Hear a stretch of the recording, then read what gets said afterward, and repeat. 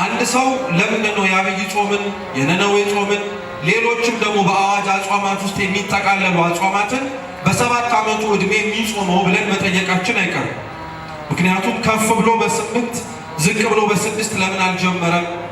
አንዳንድ ወላጆች ራሱ በ7 ዓመታቸው ልጆቻቸውን ለማጾም በጣም ስለሚከብዳቸው ትንሽ ነፍስ እስኪያውቁ ምንም ችግር የለም ይብሉ ይጠጡ የሚሉም አሉ። እሱም የጾም ሕግ ነው። እግዚአብሔር አንዲት ማክሰኞ የተፈጠረች ዕፀ በለስ ተብላ የምትጠራ ቅጠል ሕግ አስተላለፈባት። በዛች የተላለፈው ሕግ ምንድነው? ቢበሉ የሞት ሞትን እንደሚሞቱ ባይበሉት ግን ሕያው ሆነው መኖር እንደሚችሉ እግዚአብሔር ባወቀ ጊዜ ደግሞ ተሻግረው ወደ መንግሥተ ሰማያትን ለመግባት እንደሚችሉ ነግሯቸዋል። ለአዳም ሳይጾም የቆየባት ጊዜ ናት። ከእግዚአብሔር ሕግ ጋር አንድ የሆነበት ማለት ነው። ልክ ከ7 ዓመቱ በኋላ ግን የጾምን ሕግ ሲያፈርስ ወደቀ። ታዲያ ቤተ ክርስቲያናችን ምን አደረገች? አንድ ሰው ሳይጾም የሚመጣበትን ክፋት፣ ሳይጾም የሚመጣበትን ቅጣት፣ ሳይጾም የሚመጣበትን ውጣ ውረድ በአዳም ስለተመለከተች ልጆቿን ሳያድጉ ገና ውጣ ውረዱ፣ ፈተናው፣ ችግሩ ሳይገጥማቸው ማሸነፍ የሚችሉበትን የጾምን ሕግ ገና ከ7 ዓመታቸው ታለማምዳቸዋለች። በስመ አብ ወወልድ ወመንፈስ ቅዱስ አሐዱ አምላክ አሜን። በስመ አብ ወወልድ ወመንፈስ ቅዱስ አሐዱ አምላክ አሜን። በስመ አብ ወወልድ ወመንፈስ ቅዱስ አሐዱ አምላክ አሜን። ክቡራን አበው አይንተ እግዚአብሔር ካህናት፣ አበው መነኮሳት፣ ዲያቆናት፣ ሊቃውንተ ቤተ ክርስቲያን፣ መምህራን፣ የሰንበት ትምህርት ቤት መዘምራን የሆናችሁ ምእመናን፣ ምእመናት በወደደን ባከበረን በአምላካችን ፍጹም ሰላም እንደምን ዋላችሁ? እንደምን አመሻችሁ? እንደምን አመሻችሁ? አሜን። ቸርነቱን ምሕረቱን ያላራቀብን በዕድሜያችን ላይ እጅግ ሰዓት የጨመረና የሰጠን እንደ ኃጢአታችን ክፋት እንደ ምሕረታችን ማነስ ያልከፈለን የአባቶቻችን አምላክ ልዑል እግዚአብሔር ስሙ የተመሰገነ ይሁን። እንኳን አደረሳችሁ። አምላካችን ቅዱስ እግዚአብሔር ቢወድ እና ቢፈቅድ ከዚህ ሰዓት በኋላ ባለን ጥቂት ደቂቃ ሕያውና ዘላለማዊ የሆነውን የአምላካችንን ቅዱስ ቃል እንማራለን። አምላካችን ቅዱስ እግዚአብሔር ቢወድ እና ቢፈቅድ ባለን ደቂቃ የምንማማርበት የትምህርታችን ርዕስ የሚሆነው ይህ ክፉ ነገር በምን ምክንያት እንዳገኘን እናውቅ ዘንድ ኑ እንጣጣል በሚል ይሆናል። እስኪ ይህ ክፉ ነገር በሉ በደንብ በሉ፣ እንዳይጠፋችሁ ነው። እሺ ማስደግማችሁ። ይህ ክፉ ነገር በምን ምክንያት እናገኝ? ይህ ክፉ ነገር እያላችሁ ስላልሆነ ይህ ክፉ ነገር በማን ምክንያት እንዳገኘን እናውቅ ዘንድ ኑ ዕጣ እንጣጣል። እስኪ ድገሙት። ይህ ክፉ ነገር በማን ምክንያት እንዳገኘን እናውቅ ዘንድ ኑ ዕጣ እንጣጣል። አምላካችን ቅዱስ እግዚአብሔር ቢወድ ቢፈቅድ በዚህ ርዕስ መነሻነት እንማራለን። አምላካችን በጉባኤያችን መሃል ተገኝቶ እንዲያስተምረን፣ እንዲመክረን፣ እንዲገስጸን ቅዱስና መልካም ፈቃዱ ይሁንልን። እንደምናውቀው እንግዲህ በዚህ ሳምንት የመጀመሪያዎቹ 3 ቀናት ላይ ጾመ ነነዌ የሚባል ጾመን ጨርሰናል። እኛም ለትምህርታችን መነሻ አድርገን ያነሳ ነው ይህ ክፉ ነገር በማን ምክንያት እንዳገኘን እናውቅ ዘንድ ኑ ዕጣ እንጣጣል የሚለውን ቃል የተናገረው በትንቢተ ዮናስ ላይ ምዕራፍ 1 ቁጥር 7 ላይ ተጽፎ የምናገኘው ቃል ነው። በቤተ ክርስቲያናችን ስርዓት መሰረት እንግዲህ አሁን ያለንበት ወቅት ወደ አብይ ጾም እየተዘጋጀን የምንመጣበት ወቅት ነው። አብይ ጾም ታላቅ ጾም ነው። በዚህ ጾም ውስጥ የሚሳተፉ ክርስቲያኖች ደግሞ ለዛ ጾም በሁለት ጾሞች ይዘጋጃሉ። አንደኛው ለአብይ ጾም መዘጋጃ ጾም ነው የሚባለው የነነዌ ጾም ነው። የቀን ርዝማኔዋ ትንሽ ትሁን እንጂ 3 ቀን ብትሆንም ይህ ጾም የሚጾምበት ዋነኛው ዓላማና ምክንያት ግን በውስጥ ለሚያየውና ለሚማረው ሰው ሀገር የጾመው ጾም ነው ከማለት ባለፈ ሀገር የተማረበት እግዚአብሔርን ያልታዘዘ አንድ ነቢይ ደግሞ በምን አይነት መልኩ እግዚአብሔርን እንዲታዘዝ መንገዱን እንዳስተካከለለት የምንማርበት ነው።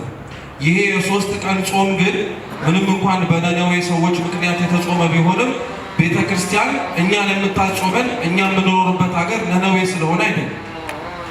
እኛ የነነዌን ጾም የምንጾመው ነነዌ የተባለች ሀገር ውስጥ የምንኖር ስለሆንን ሳይሆን እንደ ነነዌ ሰዎች ተመሳሳይ የሆነ ችግር ስላለብን።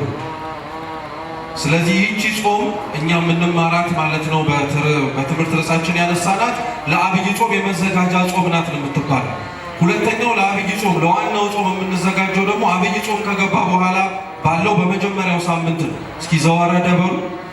ዘወረደ የሚባለው የመጀመሪያው ሳምንት ለዋናው ጾም ለ40 ቀን ጾም የመዘጋጃ ሳምንት ነው። 40 ጾም ቀኑ የሚጀምረው ከቅድስት ነው። የመጀመሪያው ሳምንት የተጨመረው ለጾሙ መዘጋጃ እንዲሆን ነው። ጾሙ የሚያልቀው ቅድስት ጀምሮ የመጨረሻው ሆሳዕና ላይ ነው 40 ቀን።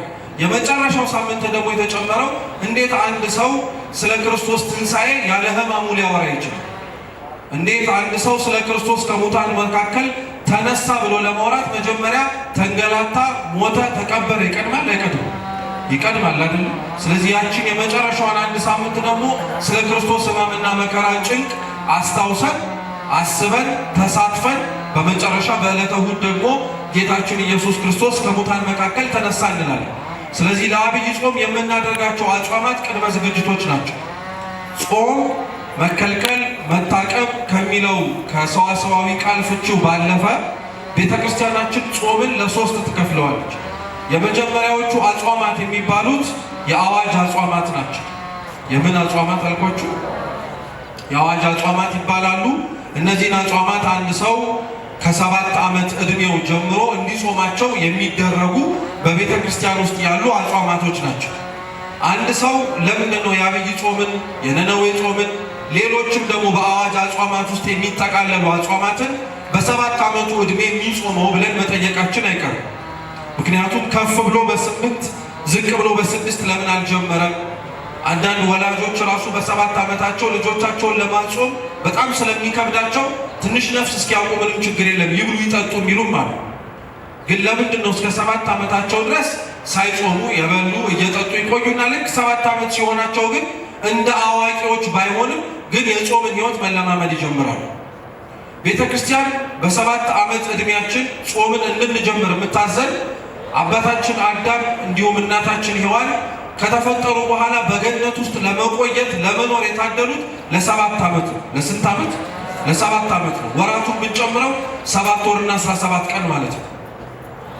ለ7 ዓመት ግን ምንም አይነት ጭንቅ ውስጥ ሳይገቡ ምንም አይነት ከውድቀት በኋላ የመጣባቸው መከራ ሳይገጥማቸው በሰላም ኖረዋል ለ7 ዓመት።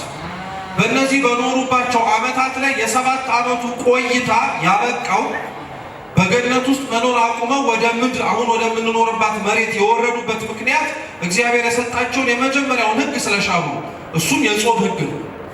እግዚአብሔር አንዲት ማክሰኞ የተፈጠረች ዕፀ በለስ ተብላ የምትጠራ ቅጠል ሕግ አስተላለፈባት። በዛች የተላለፈው ሕግ ምንድነው? ቢበሉ የሞት ሞትን እንደሚሞቱ ባይበሉት ግን ሕያው ሆነው መኖር እንደሚችሉ እግዚአብሔር ባወቀ ጊዜ ደግሞ ተሻግረው ወደ መንግሥተ ሰማያትን ለመግባት እንደሚችሉ ነግሯቸዋል። የሰው ልጅ በምክረ ከይሲ በሰይጣን አሳሳችነት ምክንያት ነው ብለን ብናነሳው በሱ ምክንያት ተነሳስቶ ያችን በለስ ቀጥፎ የበላ ቀን ያፈረሰውና የናደው እግዚአብሔር ለመሆን የሚፈልገውን ፍላጎቱን ብቻ አይደለም። የመጀመሪያ ያፈረሰው ሕግ አዳም የጾምን ሕግ ነው። የምን ሕግ አልኳችሁ? የጾምን ሕግ ነው። ጾም ማለት መታቀብ መከልከል ከሆነ እግዚአብሔር በገነት መኖር እንዲችል አዳምን ያዘዘው ትእዛዝ አትብላ የሚል። አንድ ሰው በሚጾምበት ጊዜ ላይ እስከሚበላበት ሰዓት ድረስ ሳይበላ ሳይጠጣ ታቅቦና ተከልክሎ ይኖራል። እኛ አሁን የምንጾመውን ጾም አዳም በገነት ውስጥ እንዲጾም ታዞ ነበር። አሁን አንድ ሰው የአዳም የጾምን ሁኔታ በደንብ አድርጎ መረዳት ስላለበት ነው የምነግራችሁ። የአዳም ጾምና የእኛ ጾም በጣም ነው የሚለያየው። አሁን እኛ የምንጾመው ሰዎች በተወሰነ ጊዜ ወይም በተወሰነ ሰዓት ከዚህ እስከዚህ ድረስ ጾሙ እንባላለን።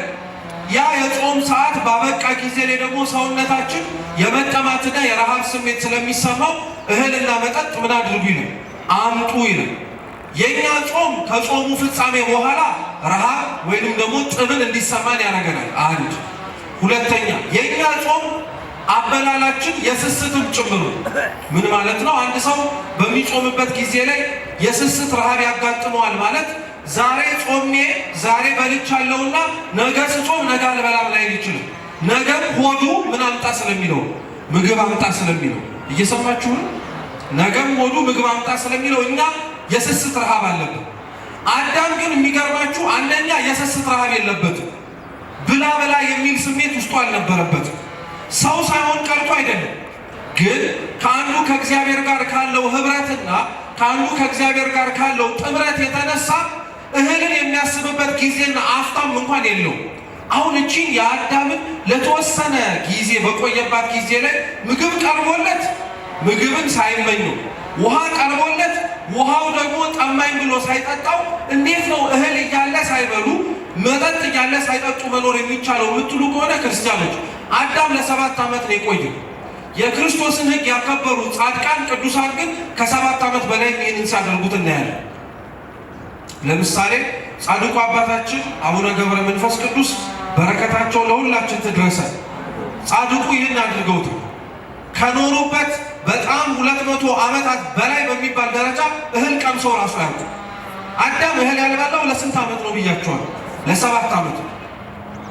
እህል መብላት የጀመረውና የስስት ረሃብ የተጸናወተው የጾምን ሕግ ማፍረስ ሲጀምሩ ልክ ያችን በለስ ቀጥፎ ከበላ በኋላ ትላንትና ከእግዚአብሔር ጋር የኖረውና እህል ቀርቦለት ውሃ ቀርቦለት መብላትና መጠጣት የማይመኘው አንዴ ከእግዚአብሔር ጋር መኖሬ ህብረቴ ይበልጥብኛል ያለው አዳም ልክ ያችን ትእዛዝ ከተላለፈ በኋላ ግን የስስት ረሃብ መጣበት። አዳም ያንን ዕፀ በለስ ቀጥፎ የበላው እውነት እርቦት ነው የምትሉ ከሆነ እግዚአብሔር ከራበው ዕፀ በለሱን እንዳይበላ ሌላ አትክልት ፈጥሮለታል። አዳም የበላው ዕፀ በለሱን ስለራበው ስለጠማው እህል ስላስተኛው አይደለም። የበላው እና ያችን ዕፀ በለስ ቀጥፎ ወደ አፉ ያስገባው ሌላ ምኞትና ሌላ ዓላማ ስለነበረው ያችን ያለ ችግር ያችን ያለ ውጣ ውረድ ያሳለፈባት የ7 ዓመት ዕድሜው ለአዳም ሳይጾም የቆየባት ጊዜ ናት። ከእግዚአብሔር ሕግ ጋር አንድ የሆነበት ማለት ነው። ልክ ከ7 ዓመቱ በኋላ ግን የጾምን ሕግ ሲያፈርስ ወደቀ። ታዲያ ቤተ ክርስቲያናችን ምን አደረገች? አንድ ሰው ሳይጾም የሚመጣበትን ክፋት፣ ሳይጾም የሚመጣበትን ቅጣት፣ ሳይጾም የሚመጣበትን ውጣ ውረድ በአዳም ስለተመለከተች ልጆቿን ሳያድጉ ገና ውጣ ውረዱ፣ ፈተናው፣ ችግሩ ሳይገጥማቸው ማሸነፍ የሚችሉበትን የጾምን ሕግ ገና ከ7 ዓመታቸው ታለማምዳቸዋለች። ይሄ ለአዋጅ አጽዋማት የአዋጅ አጽዋማት ከ7 ዓመት ዕድሜ ጀምሮ የሚጾሙ ናቸው። ከአብይ ጾም ውጭ ያሉት ሌሎች አጽዋማት ከ9 ሰዓት ነው የሚጾሙት። ከቅዳሜና ከእሑድ ከሰንበታት ውጭ ያሉት ማለት ነው። ረቡዕ ዓርብም ቢሆን የአብይ ጾም ግን ሲሆን ራሱን የቻለ ሌላ ስርዓት አለ። ለምሳሌ ዘወረደ ላይ የምንጾመው እስከ ምሽት 12 ሰዓት ነው። እስከ ስንት ሰዓት አልኳችሁ? እስከ 12 ሰዓት። ይሄ የአብይ ጾም ቀኖና ነው። አንድ ሰው በዘወረደ እስከ 12 ይጾማል። ከቅድስት እስከ ሆሳዕና ባሉት ሳምንታት ደግሞ እስከ 11 ሰዓት ይጾማል።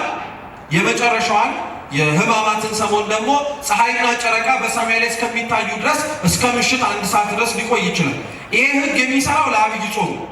አንድ ሰው ግን በ9 ሰዓቱ ጾም ላይ ቆይቼ 10 በላለሁ 11 በላለሁ አይ አክፍዬም እቆያለሁ ካለ ሕጉን ላከበረበት በረከቱን ያገኛል። ሕጉን ከማክበር ባለፈ ደግሞ ለእግዚአብሔር ፍቅር ብሎ ለታዘዘበት ደግሞ የትሩፋትን ረድኤት ያገኛል። ይሄ አዋጅ አጽዋማት ይባላል። ሁለተኞቹ የፈቃድ አጽዋማቶች ናቸው። አንድ ሰው የመጾምን መብት አለው፣ ያለ መጾምን መብት አለው። ቢጾም በረከት ያገኛል፣ ባይጾም አይኮነንበትም። ሶስተኞቹ ደግሞ የግል አጽዋማቶች ናቸው። የግል አጽዋማት የሚባሉት አንደኛ ከነፍስ አባቶቻችን ጋር ንስሐ በምንቀበልበት ጊዜ ላይ አይታችሁ ከሆነ አንዱ ከሚሰጠን ቀኖና ስላጠፋናቸው እግዚአብሔርን ስለተላለፍናቸው ብዙ ሕግጋት ማከሚያ ነፍሳችንን ወደ እግዚአብሔር ማቅረቢያ መንገድ እንዲሆን የምንደረገው አንድ ስርዓት ቢሆን ጾም ነው። ለዛ ነው ልክ አንድ ሰው ንስሐ ሲገባ ጾም፣ ጸሎት፣ ስግደት፣ ምጽዋት፣ በገንዘብ አስራትህን አውጣ፣ ጧፍ ዕጣን ገዝተህ አምጣ ይባላል። ሌላውን ብንተወው ጾም ግን ይታዘዝለታል። ያ ጾም የግል ጾም ነው። እሱ ስላጠፋው ጥፋት እግዚአብሔርን ለመታረቅ የሚጾመው ጾም ነው እንጂ እሱ ገና ለገና ስለጾመ ሌላውም አብሮት ተከትሎት እኔ ስለምጾም አብራችሁ ጾሙኝ የሚለው አይነት ጾም አይደለም። ይሄ ጾም የግል ጾም ነው፣ አይነገርም። ራሱ እየሰማችሁ ነው። ሁለተኛው የግል ጾም ውስጥ ደግሞ ማወቅ ያለብን ነገር ክርስቲያኖች የግል አጽዋማት የሚባሉት በንስሐ ስንቀርብ ብቻ የሚታዘዙልን አይነት አጽዋማት አይደሉም። አንድ ሰው በጨነቀው በጠበበው እግዚአብሔርንም ጭምር ፈልጎ ፊቱን ባጣ ጊዜ ላይ እጆቹን ዘርግቶ ጸሎት ያደርጋል አይደል? እጆቹን ዘርግቶ ጸሎት እንደሚያደርገው ሁሉ ከእግዚአብሔር ፊት የሚፈልገውን ለማግኘት እንደሚለምነው ሁሉ ቤተ ክርስቲያን ውስጥ ያሉ ክርስቲያኖች ከእግዚአብሔር የሚፈልጉትን ነገር የሚያገኙት ግን በጸሎት ብቻ አይደለም፣ በጾምም ጭምር። አንድ ሰው የግሉን ጾም መጾም ይችላል። ከነፍስ አባቱ ጋር ተነጋግሮ ከነፍስ አባቱ ጋር ተማክሮ የሚጾምበትን ዓላማ አውቆ መጾም ይችላል። ለዛ ነው ክርስቲያኖች በነገራችን ላይ በጣም ትልቁ ድክመታችን የኛ ምን መሰላችሁ? እየሰማችሁ ነው? የኛ ትልቁ ድክመታችን ምን መሰላችሁ? አብዛኛው የንስሐ አባትና የንስሐ ልጆች ግንኙነታችን እኛ ኃጢአትን ለሸክማችንን ለማራገፍ ካልሆነ በቀር ንስሐ አባቶቻችን ሌላ ጥቅም እና ሌላ ኃላፊነት ሌላ አገልግሎት እንደሚሰጡን አይሰማም። ለዛ ነው አብዛኞቻችን እዚህ ውስጥ ያለን ሰዎች እንኳን አይታችኋል። ንስሐ አባትን አግኝተህ ታውቃለህ ሲባል አዎ አግኝቻቸዋለሁ። መቼ ነው ያገኛቸው? ባለፈው ንስሐ ስገባ። ከዛ በኋላ ስለምን አታገኛቸውም? አይ ምን ብዬ አናግራቸዋለሁ ማለት ሄጄስ ምን እላቸዋለሁ?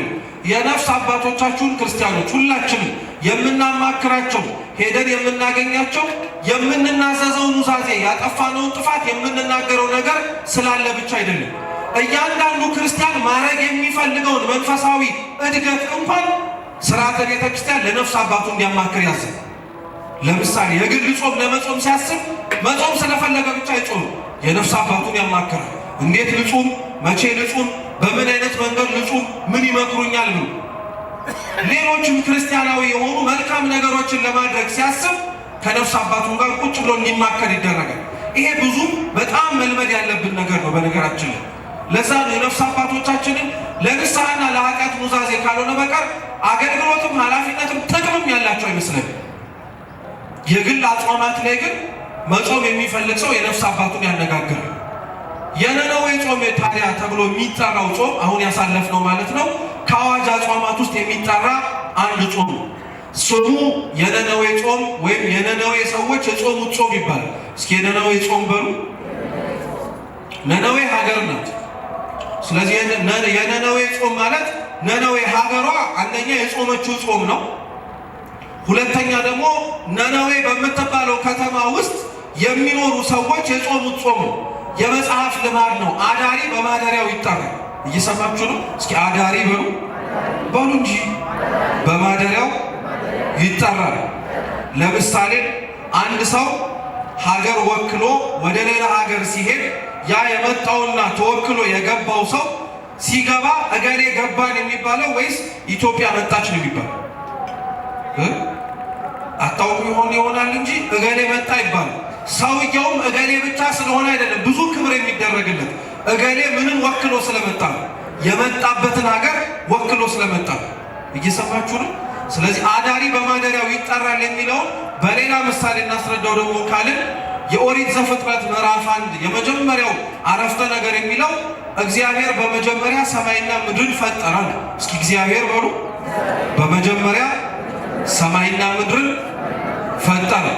እውነታው ግን እግዚአብሔር በመጀመሪያ ሰማይና ምድርን አልፈጠረም። አስቀድሞ የፈጠራቸው አራቱ ባህሪያተ ሥጋ የሚባሉት እሳት፣ ውሃ፣ ነፋስና መሬትን።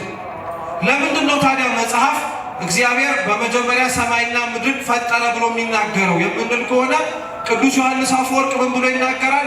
ከሚታየው ወደማይታየው ሊወስደን ስለፈለገ ነው ይላል። ሰማይን እናየዋለን፣ ምድርን እናየዋለን። በምድር ጥልቅ ያለውን ግን ማየት አንችልም። ብንቆፍርም ጨርሰን አንዘልቀው። ሰማይን እናያለን። ከሰማይ በላይ ያለውን አይናችን ደርሶ ሊመለከት የሚችለውን ግን ልናየውም እንችላለን፣ አይተነውም ደግሞ ልንጨርሰው አንችልም።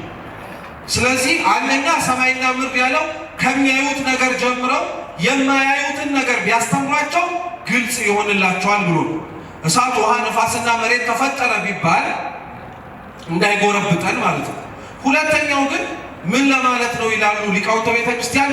እግዚአብሔር ሰማይን ፈጠረ ማለት በሰማይ የሚያድሩ መላእክትን ፈጠረ ማለት ነው። እየሰማችሁ ነው?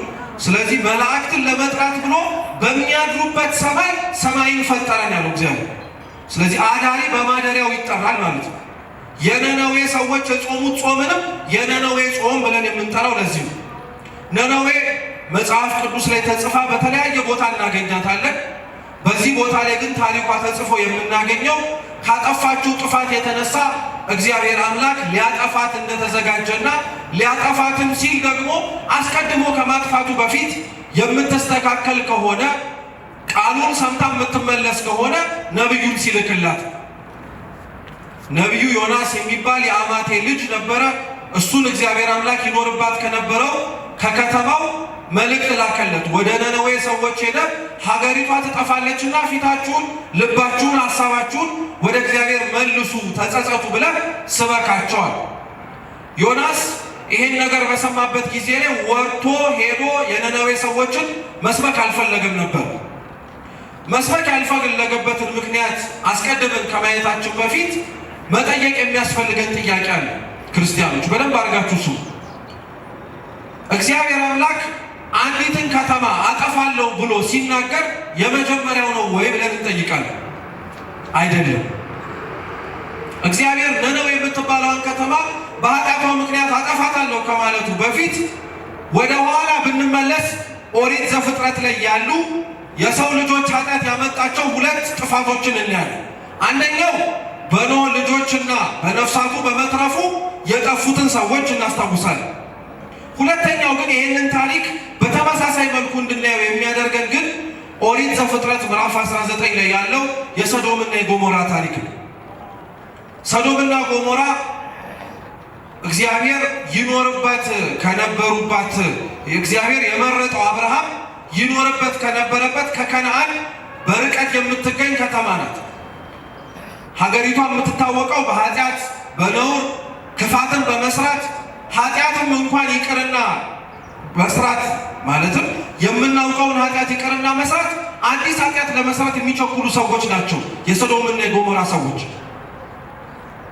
እና እግዚአብሔር አምላክ አብርሃምን አስቀድሞ ስለ ሰዶምና ስለ ጎሞራ ጥፋት ዘፍጥረት 18 የመጨረሻዎቹ ምዕራፍ ላይ ያወራል።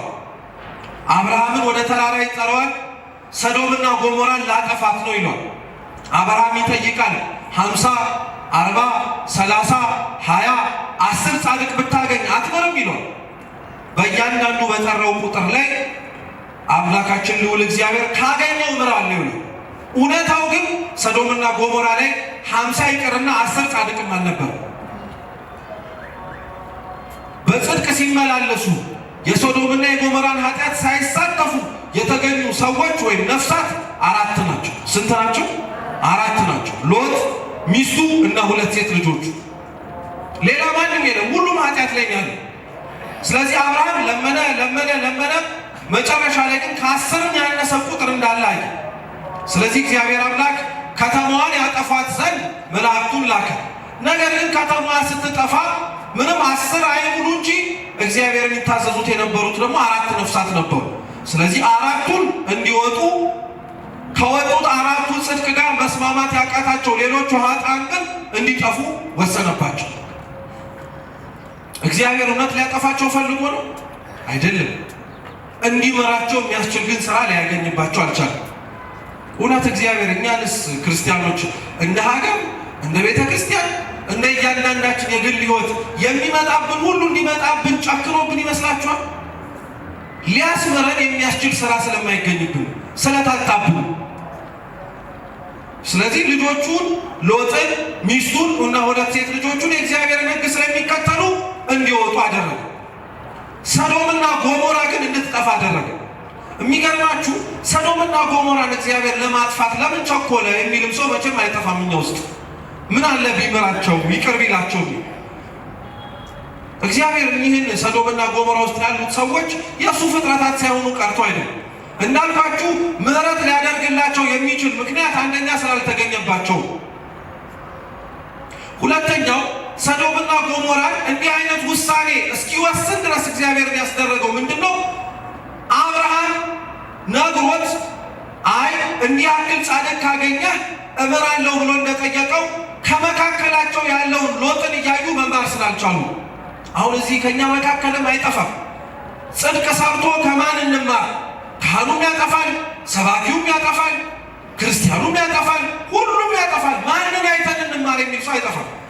ሺህ አጥፊ ቢኖር እንድንማርበት ያስቀመጣቸው ነፍሳት ግን እግዚአብሔር ሁሌም አሉ። እንደ ሎጥ የምትጠፋ ከተማ ውስጥ የሚቀመጡ ሰዎች አሉ። የምትቀሰፍ ከተማ ውስጥ የሚያስቀምጣቸው ሰዎች አሉ። ከሩቅ ሰውን አያመጣም። መጀመሪያ እግዚአብሔር ውስጥ ካለ ሰው ነው እንድንማማር የሚያደርገው። እኛ ግን አብዛኞቻችን ያታችሁ ከሆነ ውስጥ ካሉ ሰዎች መማር አንፈልግም። እሱ ምን ያውቃል፣ እሷ ምን ታውቃለች ነው የምንለው። ከሰው ስህተትም መማር አንፈልግም፣ ከሰው መልካም ጎንም መማር አንፈልግም። የውጭ ሰው መጥቶ ሲናገረን ደግሞ ጆሮአችንን ከፍተን እንሰማለን። አንዳንዴ ግን ክርስቲያኖች ልብ በሉ፣ የውጭ ሰው መጥቶ ሊያስተምረን የሚችልበት ጊዜ ሊረፍድ ይችላል። ውስጥ ካለ ሰው መማር ማንጀምር ከሆነ ከሰው ክፋት፣ ከሰው ኃጢአት፣ በሰው ኃጢአት ምክንያት እግዚአብሔር ሊያመጣው ከሚችለው መቅሰፍት እኛ ላይ እስኪደርስ ድረስ መጠበቅ የለብን። ከሰው መማር አለበት ክርስቲያን። ሎጥ ሞከረ፣ ማንም ሊመለስ አልቻለም። እንዲያውም ህዝቡ ከነሱ ኃጢአት ጋር እንዲተባበር ራሱ ይፈልጉ ነበር እና አብረህን ይሉት ነበር። መጨረሻ ላይ ሎጥ ወጣ። የዮናስ እና የሎጥ ታሪክ ተመሳሳይነት አላቸው። ሎጥ የምትጠፋ ከተማ ውስጥ የተቀመጠ አስተማሪ ነው። ዮናስ የምትጠፋ ከተማ ሊያስተምር የመጣ የውጭ መምህር ነው። የሚያመሳስላቸው ነገርስ ምንድን ነው ብትሉ፣ ሰዶምና ጎሞራ ትጠፋለች ተብላ የተነገረች ናት። ነነዌስ ምን ታደርጋለች የተባለችው? እስኪ ትጠፋለች በሉ በሉ እንጂ በሉ። ትጠፋለች እስኪ በሉ። ትጠፋለች፣ ትገለበጣለች እየተባለ ነው የተነገሩ። ሰዶምና ጎሞራ የተሰጣቸውን የንስሐ ጥሪ ሊሰሙ አልቻሉ። የነነዌ ሰዎች ግን ልዩ የሚያደርጋቸው ምንድን ነው? ሊያስተምራቸው የተመረጠው መምህር ደግሞ እነሱ መሄድ አይፈልግም። ዮናስ መሄድ አይፈልግም። ለምን? አንደኛ ዮናስ ሄዶ ማስተማር፣ ዮናስ ሄዶ እነሱን መስበክ የማይፈልገው በጊዜው እግዚአብሔር የመረጠው እወለድበታለሁም ብሎ ያጨው እስራኤላውያን የተባሉት ህዝቦች ከአምላካቸው ከእግዚአብሔር ጋር ጥሩ ግንኙነት ነበራቸው። የእስራኤልና የእግዚአብሔርን ግንኙነት መቼም ስንማር መጽሐፍ ቅዱስም ስናነብ እንደምንሰማው ብዙ ከፍታና ዝቅታ አለበት። አንዳንዴ ለህጉ ታዘው መሬት ሆነው የሚላቸውን ሰምቶ ይኖራሉ። አንዳንዴ ደግሞ ተገልብጠው ማነው እግዚአብሔር ብለው ሲያምፁ ጣዖት ሰርተው ሲሰግዱ ይታያሉ። ዮናስ ስበክ ተብሎ በተላከበት ጊዜ ላይ ግን እስራኤላውያንና እግዚአብሔር ጥሩ ግንኙነት ነበራቸው። ስለዚህ ዮናስ ሂድና ስበክ ሲባል እምቢ አለው። እወለድበታለሁ፣ ሰው ሆኜ እመላለስበታለሁ። ትንቢትም ያስነገርክበት ያስተማርክበት ህዝብ የእስራኤል ህዝብ ነው። የነነዌ ህዝብ ላትወለድበት አሕዛብ ሆነው ሳሉ አንተን ቢያመልኩ ባያመልኩ አንተ ከነሱ ስለማትገኝ ለምን ቢጠፉ ያን ያክል ያሳስበሃል ብሎ እየሰማችሁ ነው። ስለዚህ ስላልተመረጠ እግዚአብሔር ከነሱ አይወለድም ስለተባለ ነነዌ ብትጠፋ ምንም ችግር የለም ብሎ ዮናስ አልሄድም አለ። እግዚአብሔር ግን አይገርማችሁ መርጦ የሚወለድበትን ህዝብ እንዲያመልከው የጠራውን ህዝብ ብቻ ሳይሆን እንዲኖር የሚፈልገው ህዝቡ የማያውቀውንም ህዝብ እግዚአብሔር እንዲኖር ይፈልጋል። እኛ እኮ ነን ታውቃላችሁ አይደል ቀጋ ክፉዎቹ እንጂ እግዚአብሔር እኛ ጠላቶች እንኳን እንዲሞቱ የሚፈልግ ይመስላችኋል? አይፈልግም በፍጹም። ሁሉም ነፍስ እግዚአብሔር ቢወድ እግዚአብሔር ቢፈቅድ የእሱ ሀሳቡ መዳንን እንዲወርሱ ነው። እኛ እኮ ነን ክርስቲያኖች ስንቱን ውጪ ያለ ነፍስ አላስገባ ያለ። ደግሞ ገብተን እንኳን እኮ ጥሩ ብንሆን ተቀምጠን የተስተካከልን ብንሆን አንድ ነገር፣ እኛ ገብተን ሳንስተካከል ለመስተካከል የሚመጣውን ግን በር ላይ እንዳለ አጥር አናስገባም። ተመለሱ ተስተካከሉ ሲባልም በአይነ ቁራኛ ነው የምናያቸው። ሌላ ዓላማ ይዞ ቢመጣ ነው አይደለም። የልቡን ሀሳብ ተሰብሮ መምጣቱን እንኳን ዘለግ ብለን ዝቅ ብለን ለመመርመርም አንፈልግም።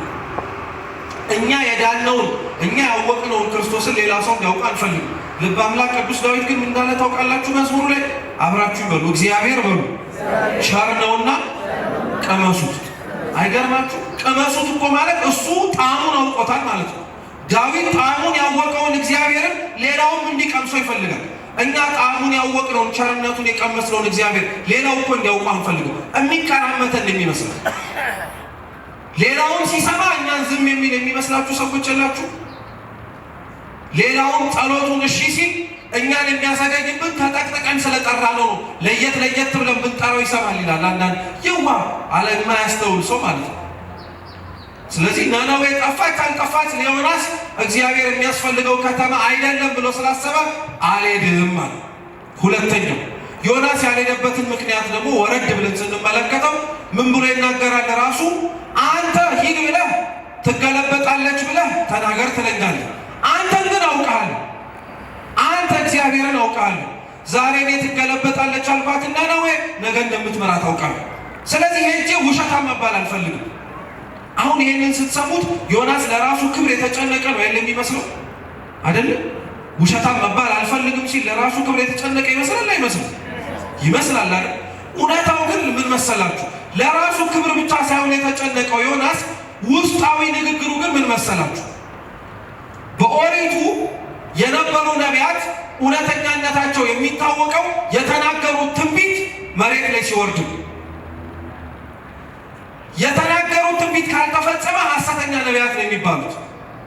ዮናስ ሄጄ ተናግሬ ጉዳዩ ባይፈጸም እኔ ብቻ ሳይሆን ሐሰተኛ የምባለው አንተ ራስህን የሚያመልኩም ሕዝብ እኔን ራሴን ሐሰተኛ ካሉኝ በኋላ እግዚአብሔርም የማይሆን ነገር የሚያናግረው ወደ ማለት ይደርሳሉ ብሎ ለራሱ ነብይነት ብቻ ሳይሆን የተጠነቀቀው ሌሎችም ነቢያት ወጥተው ሲያስተምሩ አይ እነሱማ እግዚአብሔር የላካቸው ነቢያት ነው፣ ዮናስ ውሸታም እንደሆነ እነሱም ውሸታሞች ናቸው እንዳይባሉ።